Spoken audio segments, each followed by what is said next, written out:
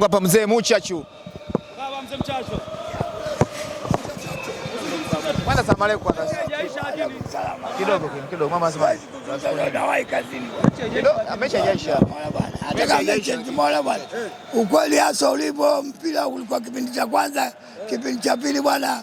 Baadhi ya wachezaji wetu bwana wengi wazito bwana. Fulani dakika 45. Kabisa dakika 45, dakika 45 ya pili mambo yamekuwa mabaya tena. Lakini bado mechi mbili. Kufuzi hamna tena. Kuingia kwenye makundi. Hapa naangalia dakika 83. Nasema kuingia kwenye makundi mechi ilikuwa muhimu leo tushinde. Mechi si bado dakika 7. Ndio nakwambia sidhani kama tunaweza tukapata hata goli la 3. Lakini ukiangalia usajili mpya sio mbaya, lakini utachukua muda mpaka kae wazoeane. Umeona tatizo hili mwaka bwana, lazima tu kwamba wachezaji wakae muda, sio kila saa wachezaji mnatoa hawa mnatia hawa.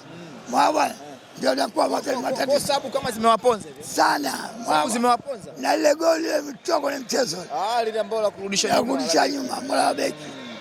Kitu angalie kama mwaka huu tumepotea, tuangalie kwa mwakani. Kwa unamwombea dua mtani au unatamani naye apotee? Mimi nataka timu zetu za Tanzania zote za nyumbani zipite, lakini zikitoka ndio mpira. Bahati mbaya Muchacho baba lao, Simba baba lao. Neno moja kwa wana Simba, maana wakitoka hapa kwa alipa na kwa pazito. Hakuna pazito lolote. Mwanaambia wanachama na wapenzi watulie tu. Huu ndio mpira ulivyo bwana. Simba inasukwa. Kabisa. Unamwona Gueye na kabisa wachezaji bado wazuri ni wabaya. Lakini nawaomba wanachama Simba wasio na ghadhabu. Wawe malake kipa mzuri sana tena. Tuna nusu. Kabisa. Kabisa. Langoni hakuna shaka. Hakuna kidogo tu. Jana umemwona mtani kidogo tu, kiwango chake unakionaje? Timu ya Yanga sio mbaya, timu nzuri. Umeona lakini matokeo ya mpira huwezi kujua nao wanapokwenda anza kutokea. Vipi huko?